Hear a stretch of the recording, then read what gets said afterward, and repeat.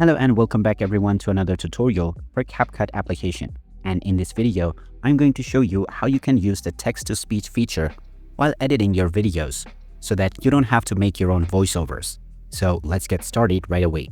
First of all, open up the CapCut application, and once you have opened up your project, you can import any of your desired files using the import button or by simply dragging and dropping. Now, if you have a video within your project and you would like to add a voiceover without recording it yourself, then simply click on the text option at the top. From here, within the Add Text option, you can choose the default text, or you may also check the various different styles of text that are available within the CapCut library. Let's choose the default text for now. Once you have clicked on the plus button, it will be added to your timeline right away. You can adjust the length and duration of your text.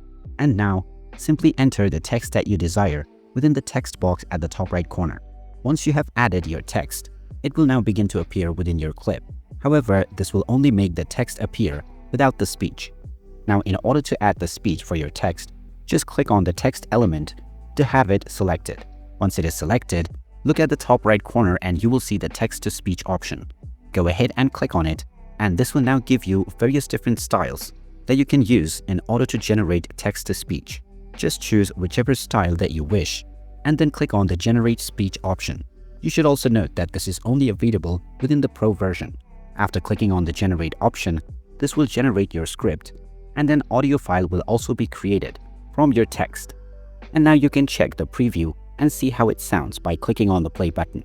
This is a test for the text-to-speech feature, available on CapCut. And there you have it. That is how easy it is to use text-to-speech feature on the CapCut application. If you find this video helpful, don't forget to drop a like and subscribe for more useful tips and tutorials.